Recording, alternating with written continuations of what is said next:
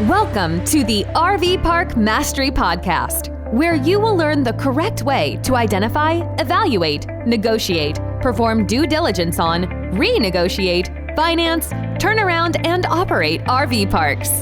And now, here is your host, the fifth largest owner of RV and mobile home parks in the U.S., Frank Rolfe.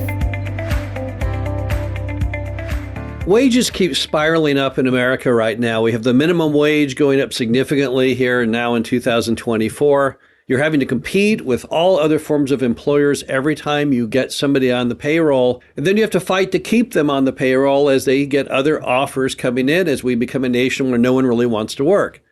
This is Frank Rolfe of the RV Park Mastery Podcast. We're going to talk about what to do when people want more money, and most specifically, why you should not try and pay them using equity in your RV park. So let's first start by talking for a moment what's going on in America. You have a workforce that ever since COVID has become of this new mindset that working is kind of optional. So you have people who are just kind of giving up on work. I don't know what they're doing, living with relatives or working in the gig economy of driving for Uber occasionally. I'm not really sure. But the bottom line is suddenly you've got fewer people wanting to work.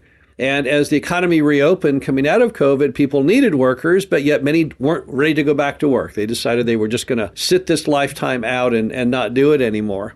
And at the same time, you've got all kinds of labor unions out there rabble-rousing that they can get people ridiculous sums of money. Case in point, UPS drivers who are now making $170,000 a year, it is rumored.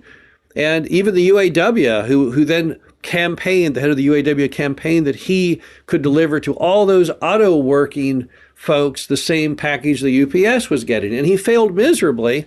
But this very attitude has gotten strange. Millennials right now claim that the minimum amount they would have to get in a job to make it worthwhile for them to get up and go to work is $80,000 a year. So against that insane backdrop of an American labor market comes the very reality you've got to have a manager in your RV park, and you have limitations on what you can pay them. So when someone comes to you and they say, look, I need more money, I want more money. If you don't give me more money, I'm going to go get a job over there at Taco Bell. You have to respond with some kind of plan. And one mistake some RV park owners make is that they think, well, okay, here's what I'll do. I'll give them equity in the business. That therefore the people will show up, they'll do a great job because they are a part owner. They're no longer just an employee, they're a partner in the enterprise. And that has always proven historically to be an extremely bad idea. Now, why is that not a good thing to do? Well, the first thing is you typically burn through managers on a consistent basis because being an RV park manager is not something that everyone is cut out for. You have to wear a lot of hats, you have to have a lot of skills. You have to be part of the day a people person, part of the day a doing things with your hands person, a part of the day a numbers person. And not everyone is that well-rounded. And the problem is if you pay people in equity, what do you do when you lose them? That's the first big roadblock is, okay, you could give them equity in the RV park, but then what happens when you fire them? What happens when you catch them embezzling or whatever? So you say, oh, okay, well, you're out the door, but yet they still have the equity in your business. So the simple fact that you turn people over on a regular basis pretty much precludes this concept of giving them equity. But there's even bigger problems. So most of your RV park managers, they don't think like you do. You put together the deal to buy the RV park. You contributed the capital that you earned fair and square. You got the loan together. You've got the whole big picture going on. But that's not them. They're just worker bees. They just like to work, but they're not entrepreneurial by nature. And as a result, they don't think long term. So you may buy the RV park, you may do all these wonderful things with it because you know you'd love to build a business that you can leave to future generations. You love to build equity and wealth in that business, but they just think short term. They just think today.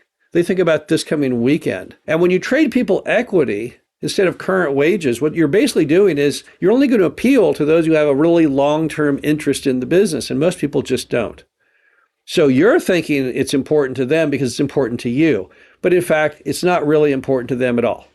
So they would trade, a mountain of money years into the future for a tiny, tiny amount right now up front in cash. So it's not a very good motivating factor is the problem. It is to you. You think it's highly motivating, But to them, it's no big deal. So as a result, it's not really going to work well long term. Also, you invite a whole new wave of litigation when you start giving equity to an RV park manager. Because now you have to worry about not only litigation from your customers, litigation potentially from a manager, but now the litigation from a partner, someone internal to your group. They could sue you for any number of reasons, claiming you did a bad job, claiming that they could have done better, claiming you bad actions damaged their future value in the RV park, any number of things they could trump up. Remember that we live in a nation that has more attorneys than all the rest of the world combined. We are a one-stop litigation machine.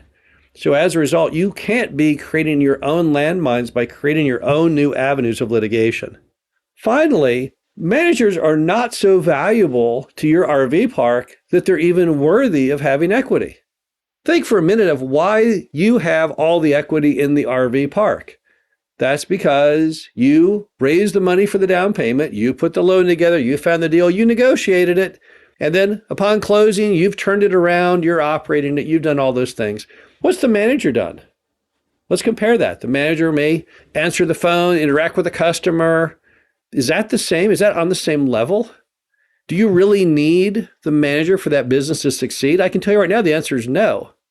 RV park managers can go through cycles of having weak managers, and yet they still persevere, they still survive. They just replace that bad manager and replace them with a better one. The business doesn't fold, it doesn't collapse.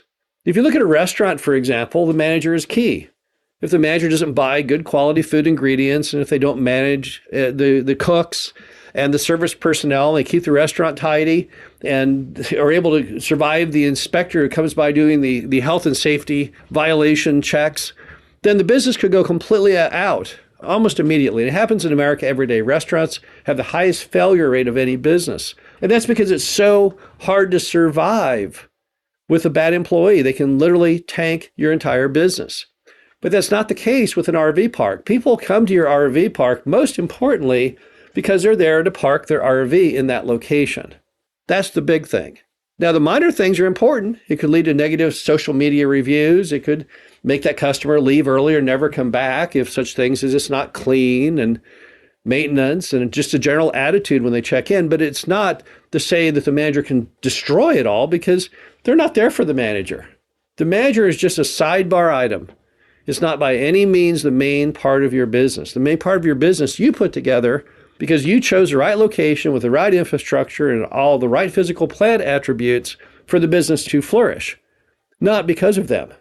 If you had an NFL team and you have a great quarterback like the Kansas City Chiefs have right now in Mahomes, that's worth it. They pay Mahomes a huge amount of money because without him, the team can't go anywhere, and they know it. But the RV park manager has none of those characteristics. So because they're not, by any stretch of the imagination, the most vital part of your business, they're just not worthy of equity. It just doesn't make any sense. Now, I can tell you endless number of horror stories from people who did give equity to managers. It never has a good ending that I've ever seen. But I cannot give you even one example of it ever working. And to me, that's a very troubling trend. I wouldn't want to do something that all of the other RV park owners before me had tried and failed with. I wouldn't want to repeat what they did. As a result, when it comes to compensating your RV park manager, go with money, give them a healthy amount, give them an attractive bonus if they can take actions that benefit the business, but leave equity off the table. This is Frank Rolfe, the RV Park Mastery Podcast. Hope you enjoyed this. Talk to you again soon. Thank you for listening to the RV Park Mastery Podcast. Be sure to visit us at www.rvparkmastery.com, where you can learn the correct way to identify, evaluate, negotiate, perform due diligence on, renegotiate, finance, turn around, and operate in RV parks.